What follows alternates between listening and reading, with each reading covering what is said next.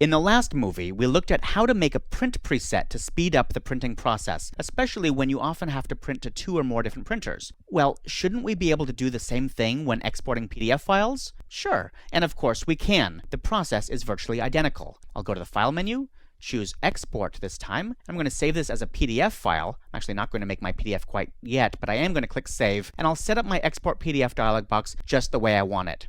For example, I'm the editorial director of InDesignMagazine.com. You can find out more about that at InDesignMag.com. And sometimes I do the production and have to export PDFs myself. So I'll show you how I basically set this up. I do an Acrobat 6 file because it's an interactive PDF. I'll turn on all of my various options. I'm going to embed all. I'll just throw this together quickly. I'll view my PDF after exporting it because I want to check it. Let's go ahead and set my preferences down. I don't want it quite that low, but I do want it a little bit lower.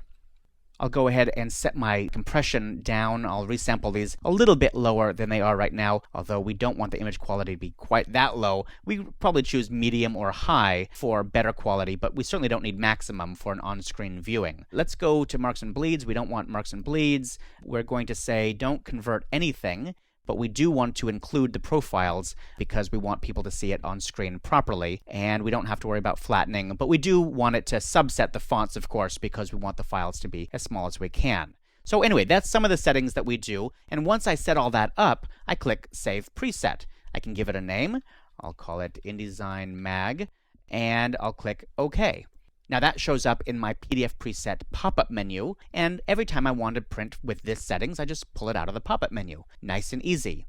I'll go ahead and click Cancel because I'm not going to export it right now. I want to show you one other thing. If we go to the File menu, we can go down to the Adobe PDF Presets submenu, and we can see all the different settings here that InDesign has. Some of the ones that InDesign ships with, of course, plus the one that we created right here.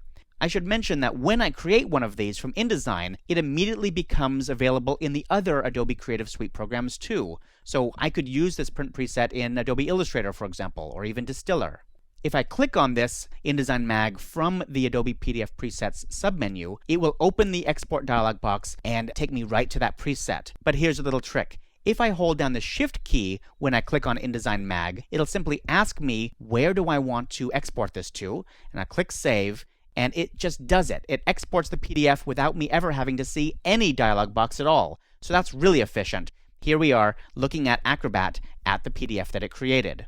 For people who need to make PDFs fast and furious all day long, these presets are essential for a smooth workflow. But as you know, there is another way to make PDF files from InDesign, besides exporting them directly, and that's printing PostScript to disk and then using Acrobat Distiller to make the PDF. Is that a good idea, though? Find out in the next movie.